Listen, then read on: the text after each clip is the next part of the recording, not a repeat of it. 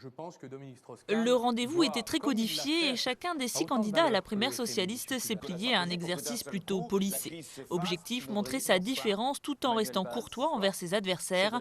Pas question en effet de donner aux Français l'image d'une division profonde au sein de la maison socialiste. Ce qui m'intéresse, c'est de voir qu'ils sont unis par une même volonté, par un même objectif, et à la fois qu'il y a quelques nuances qui font leur différenciation. Si tous ont fait référence au programme du parti déjà adopté, c'est surtout en termes économiques que les nuances se sont exprimées. D'un côté, un Arnaud Montebourg radical propose une certaine forme de nationalisation des banques.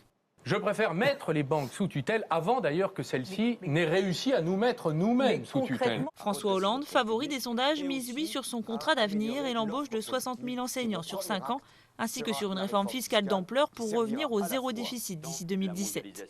Des propositions jugées irréalistes à la fois par Martine Aubry et Manuel Valls. Je le dis à François, si l'on veut être sérieux, on ne peut pas dire qu'on va arriver à zéro déficit en 2017 dans l'incertitude qui est celle aujourd'hui de l'Europe et du monde. La crise économique, c'est sur ce point que l'UMP a choisi d'attaquer les idées des candidats au lendemain du débat.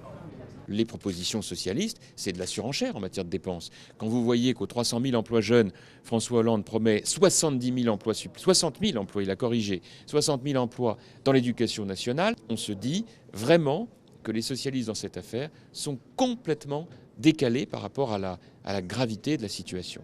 Ségolène Royal, candidate malheureuse à la présidentielle de 2007, est restée, elle, sur ses fondamentaux. Je ferai la République du respect, je ferai l'ordre social juste, avec la participation active des citoyens.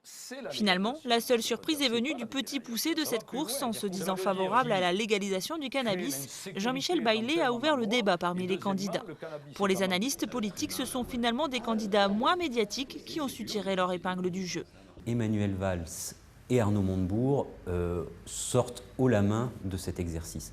Parce que leur personnalité est mieux connue. Jusqu'ici, on a 30% de Français qui déclarent ne pas connaître ni l'un ni l'autre. En tout cas, France 2 a réussi son pari en réunissant en moyenne 4,9 millions de téléspectateurs. La chaîne réalise la meilleure audience de la soirée. Pas sûr pour autant que tous ces Français se déplaceront pour aller voter aux primaires le 9 octobre prochain.